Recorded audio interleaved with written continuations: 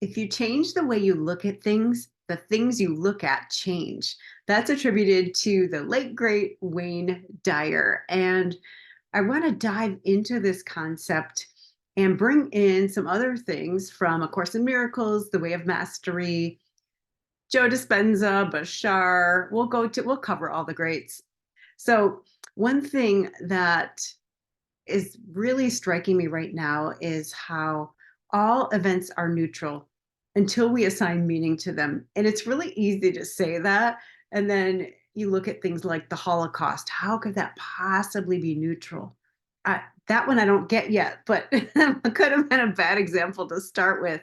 But if you look at, say, somebody doesn't return your call, for example, some people would think that means something about them, and they might assign some value to that event and to the person who didn't call you back. Like they're rude, they don't care about me. It could mean a lot of different things, right? And some people might think, oh my gosh, I bet they were really busy and they just forgot, or whatever, they'll call me when they're meant to. Like there's so many different ways that each event could be interpreted. And if you look at any event that's ever happened in the history of your life, that you were there and you talk to other people that were also there. This reminds me of like talking to siblings about your upbringing and bringing up certain events and them saying, that's not how I remember it. I remember it this way. Well, there's a perfect example, right? So say something happened when you were in high school and you and your friends are discussing it and they're like, I don't remember it that way. I remember it this way. And it's all because we have our own lens that we interpret things through. And one of the concepts that I absolutely love in A Course in Miracles, plural, is looking at people through the eyes of God or the divine and seeing them as perfect and precious and innocent and doing the very best they can. There's another concept that's in rapid resolution therapy, which is a modality that I practice with my clients. It's a way to resolve events from the past that are still, causing some difficulty for people. And by difficulty, I mean, if you think of any event in the past and you're feeling any type of negative emotion or your body feels some type of sensation that you don't prefer, then that's difficulty. And one of the things that we share with people in the RRT world or rapid resolution therapy world is that nobody, including like Hitler, we're going back to the Holocaust, could have done anything differently. So if you were identical to me, identical cell for cell, you had the exact same chemistry, biology, the same upbringing, the exact same atmosphere and environment that I grew up in, you would have made exactly the same decisions I made at exactly the same moment that I made them. Therefore, if you couldn't have done anything differently, then you shouldn't have. Then you shouldn't have done anything differently. And the same goes for everybody else. So if you think somebody treated you poorly or didn't treat you respectfully or whatever, or you were a victim, if you think about it from that perspective, that person could not have done anything differently. They could not have treated you any differently based on their unique set of genetics and atmospheric or environmental conditions. They could not have done it differently, or they would have. And this is scientific, it's philosophical, it's spiritual. It is not psychological. Psychology is is saying like, oh, you should have done it differently. And it's just impossible. It's impossible. If you could have done it differently, you would have. And therefore, you should not have done anything differently. So if you're beating yourself up over events that took place many years ago, decisions you made, actions you took, actions you didn't take, stop it. Cut it out. You could not have done it any differently. Now, that's not to say that you can't change today. Today is the only time you can change, right? In this moment, you are at choice. And I say that lightly, like you are at choice. Now, there's another concept in A Course in Miracles that is, if you don't like what you're experiencing currently, if you don't like what you have created, the reality that you are experiencing is one that you have created because you are co-creating with God all the time. And every single moment you are creating your reality. So if you don't like it, you get to choose again if you choose to.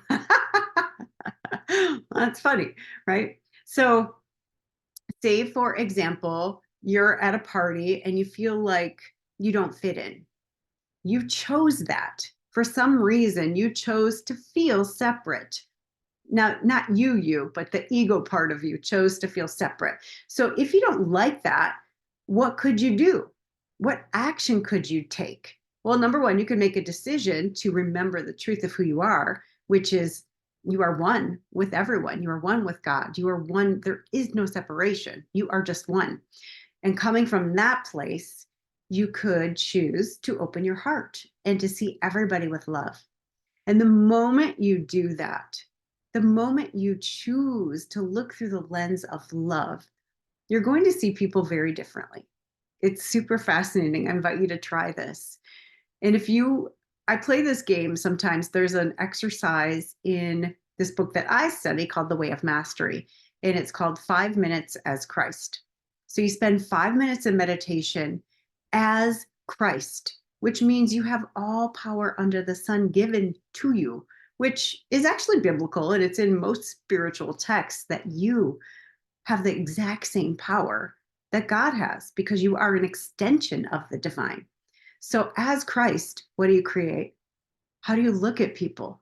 Like, I believe that Christ mindedness means we see everybody as innocent, as doing the best they can in every single moment, meaning they could not have done things any differently up until now. So, cutting people slack and loving them. And when you do that, people will feel it. And all of a sudden, the energy in the whole room will shift. And then people will want to be around you. It's uncanny how this happens. We all want love. We all need love. We are all made of love. That's who we are at our core. That's the only thing that's true about us always. We are love. We are divine. We come from the divine. We are the divine. The divine is love. Therefore, we are love. So when people feel that from you, they can't help but be attracted to you and to be including you in this matrix of love that you are actually emanating and creating. Now, the other thing is that every single thing that people do is either an extension of love. So when you make that choice to open up your heart and to be love and to be loving, then people are going to feel it, right? That is an extension of love. You're extending it. You're basically, holding your arms out saying, here I am. I love you no matter what. You cannot do it wrong. No matter what you do, no matter what you say, no matter who you be, I will love you. So it's kind of like, if you have a newborn baby, it's that kind of love. Like they can't do anything wrong. They could cry all night and you'd be like, I love you. You'd be like falling over and so tired, but you love them no matter what. And it's that kind of love. But it's the love that the divine feels for all of us, or God, whatever you want to call it. So the other thing, if you're not extending love, people or you or me, we are calling for love. We're like, I need love. I don't feel loved. I don't feel lovable. Love me, love me, love me. And when we're in that space, we do all kinds of things that are not the truth of who we are. We might manipulate. We might say nasty things about people. We might talk behind people's backs. We might feel insecure. We might be hateful. We might leave one of those comments that people do online, like, oh, you suck, or whatever, like you're fat, like people do stuff like that, right? You've heard people do that. So that is just a cry for love. And when you can see it as that and not take it personally, then you get to sit in your place of power as Christ, as the divine, and you get to choose to love that person. You can choose not to. You're at choice. You are the creator. But when you make that choice to love someone no matter what, it melts all that separation. When you realize there's no difference between somebody who's acting up and somebody who is loving and kind, there's no difference. There's no separation. When you can love them exactly the same amount, then you're escalating and you are in your power. You're not giving your power away to somebody who's misbehaving or acting up or like having a tantrum, because that's kind of how I've learned to see it. And if you see everybody as like a 2-year-old or a 3-year-old having a tantrum, if they're not getting their way, it's easier for me to deal with that way. Like I coached in a leadership program, and the owner of the company would have these tantrums, and I used to think it was hilarious. Everybody else would be so intimidated, and they'd be like cowing down, and I would be like kind of trying not to laugh because I thought it was disrespectful. But I'm like, okay, he's going to have his little tantrum, and then it doesn't affect me. I can love him just the same. I can see him as that hurt little boy, and I can love that part of him. I can love him. I don't need him to be any different for me to love him. And I can't do that with everyone, right? Like it's a work in progress. But I'm saying when you get to that point, it feels so good to maintain your energy and to maintain your power. And you're not giving your power or your control away to someone else. You're like, I choose to be loving no matter what. I choose to be Christ. I choose it in this moment. I and my Father are one. And you can just like go back to these, I can't remember what they're called, axioms or truths that you hold true, and ground in that. It feels so good and so juicy to be able to maintain your state in the face of a situation that you don't prefer. So it's very fun to practice with. So what I recommend, I invite you to go out, like just go to the grocery store or something and start practicing sending people love. Like just look at somebody, don't be creepy. That's my job. Super creepy. Just kidding. And just like open your heart and see them in love and just notice what they do, because something will shift about how they are being. Like all of a sudden they might be like this and they might just go, you can see them take a breath, or you can see their shoulders drop from their ears, or you can see their posture open up instead of being like clenched, or you can see their jaw release. And sometimes they'll look around and like, what is that? Like they feel it, because the energy of the heart is big. It goes really, really far, and people can feel it. They can feel it across miles, miles and miles. So if you think a loving thought about somebody that's on another continent, they will feel it instantly. And I freaking love that about energy. It knows no bounds and no time and no space. It's not separate. So the moment you think a loving thought about somebody, it ripples out to them, and not only to them, but I believe like everybody. And it raises the frequency of the entire planet. And I think that's so beautiful to keep in mind, because so many of us want to have an impact on society, or we want to be here for something. We want to know that what we did mattered, it made a difference. And all you have to do to create that is to think a loving thought about someone. I mean, how simple is that? It's so simple. My dog wants in. She feels the love. Come on, Lola. She loves to make her appearance on live TV. It's fun for her. Hi, baby. So I think it's really fun to practice this. So when you catch yourself thinking a negative thought about yourself or someone else, pause. Just pause for a moment and say, okay, I noticed I was thinking a negative thought. What would I rather feel right now? Because when you think a negative thought, your entire physiology shifts. It becomes weak. It becomes contracted. Lola, please sit down. Sit.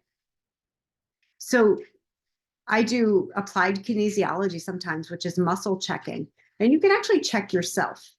I like this indicator muscle. It's like you hold these two fingers together and you kind of try to break it, but you're not squeezing.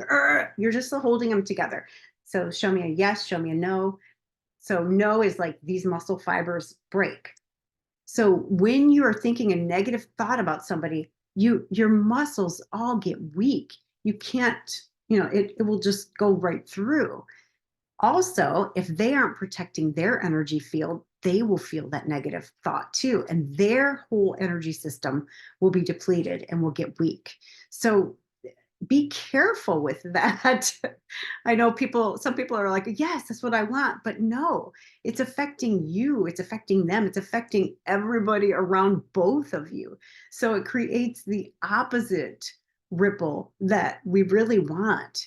So when you think a loving thought, your energy is expansive and your muscles become strong. They become in integrity as you become in integrity with the truth of who you are, which is pure love, pure joy, pure bliss. So practice that. And I can't remember, I think it's called loving kindness meditation. I haven't done it in a long time, but it's a Buddhist meditation. And you think loving thoughts and you wish people well that are easy to love. So you start with maybe, I don't know, I can't remember it exactly, but somebody who's really easy to love. And sometimes it's a person, sometimes it's a pet, whatever helps you to really generate that feeling of unconditional love, somebody or something that's easy to love.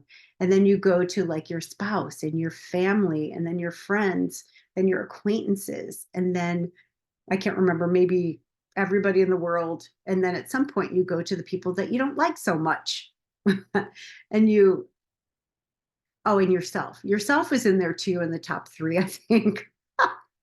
Don't quote me on any of this, but just play with it. And I'm intuitive with everything. So just try it out. Try sending loving kindness to someone who's easy to love, yourself, your spouse or your partner, whatever, and then your family, your friends, your community, and then get to the people that are harder for you to love. Because by then you have expanded. It's easier to love those people that were difficult to love. And that is the practice. I think it's in the Bible. Don't quote me on that either. You can tell I don't like to be quoted, but it's like even the worst person in the world can love like the people that are loving to them. It takes somebody who's really done the work to love somebody like their enemy, to love somebody who's difficult to love. So that's where we get to practice and stretch. Of course, it's easy to love our spouses, well, most of the time, right? Or our children or our friends. But is it easy to love your coworker who's always annoying you or throwing you under the bus? Is it easy to love your boss who is not appreciating you? Things like that, or your exes. And that is where the work is. Can you love them? Yes, you can. Eventually. Don't force it, but play with the concept and notice what happens in your energy field. And notice what happens when you leave the house and you choose to be loving. You choose to be love. So again, going back to that 5 minutes as Christ, what would you do? If you were Christ, you had all power under the sun, what would you do? I used to do this every single day. I haven't done it in a while. Now I'm going to practice it again. But I used to imagine like going into hospitals, especially like children's hospitals for some reason, and just like healing everyone. And this was years before I found Dr. Joe Dispenza. And just like what it feels like to heal people and what it feels like to see people in the truth, like who they really are with all their gifts. And for them to feel seen for the first time, maybe ever, is such a beautiful gift. And that's one thing that I used to say when I introduced myself was one of my greatest gifts is that of a divine mirror, meaning I'm able to see people through the eyes of the divine and reflect it back to them, the truth of who they are, their gifts, their talents, their passions, the impact they're here to create in a way that they can finally see it for themselves and accept it and say, oh gosh, yes, I get it. Yes. And I think it's such a beautiful gift. And I think we all have a duty to practice this, because don't you want to be seen for the truth of who you are? Not like this little piddly crap or your mistakes. And I don't believe there are mistakes, but the things you're labeling as mistakes. Wouldn't you rather be seen in your greatness? What if you could reflect that back to somebody? Like, imagine how good that feels to both of you and the ripple effect of that. Then they go out and they let somebody in traffic, or they pay for somebody's coffee, or whatever it is. They're nice to their kids. They sit down and make eye contact with their kids. They put their phones down. Like, you don't know the impact you can create. And like today, for example, I got an intuitive hit to reach out to a woman that was in a coaching program that I was a coach in. And I said, "Hey, did you send out a bat signal?" She said, "Yeah, I've been sending one out for like 4 days." I said, "Well, I finally got it." And it just, it's so beautiful when people are open to receiving that. And when you're open to receiving the guidance, like, who needs to talk to me right now, and just like following it. She was so grateful. She felt so seen and so loved. And you can provide that. What's more important than that? For me, like, I could have been scrolling, I could have been calling people for work, I could have been doing a lot of other things, but I got a hit. Like, it just came in, like, call her. I'm like, okay. So I called her. And she was so grateful. She said, I've been in bed for like 3 days. I was unable to get out of bed. I was like dealing with such grief." And she's like, "Today's a little better. I can, finally talk." But she was just so grateful to receive that. And every single time, I'm not kidding, every single time I get those signals, people are like, "How did you know?" Like, well, I practice, right? I practice listening to that guidance and following it. And every single time it makes a difference. Somebody put out the bat signal, like, "Help, I need some help. Send me somebody, or send me a sign." What if you were the sign for somebody that there's hope, that there's more, that people are loving, they are kind, and we live in a loving and kind universe. And that all starts with you. So, who are you choosing to be in this moment? What's more important than opening your heart to love, to be the love that you were created to be? Ah, love it. So, I hope that this served you. Kind of reminds me of that quote by Gandhi, like, be the change you wish to see in the world, and know that you make a difference. You matter. Every thought that you think matters. It ripples out into the universe, and it creates either a higher frequency or a lower frequency. So you matter. And oh, I heard something else that's so beautiful from Bashar. It was a guy who was struggling with addiction, and he was thinking that he didn't matter, that, he might not want to be here anymore, that he wasn't worthy to be alive because of what he was doing, the choices he was making. And Bashar said to this kid, "If you weren't worthy to be here, you wouldn't be here. You would not exist. And all that is would not be all that it is without you. It would be less than it is. Like, we're all needed for this beautiful matrix. We are all needed. We all are here to play a role for one another. It's not just you. It's like we're co-creating this beautiful play together. What role do you want to play? Be love. Be the love that you were meant to be, because that's who you are. Everything else is an illusion. And if you are needing love, please reach out. I have capacity. Reach out. Send me a text, please. I have capacity to love. And so do you when you get your cup filled. And if your cup is not full, reach out to people that can fill it, that can see you, that can reflect back to you who you are, your greatness, your true nature that is divine, period. So thank you so much for watching Irresistible You, Ignite Your Passion and Purpose. My name is Karen Seltz, and I so appreciate you, and I absolutely love you unconditionally.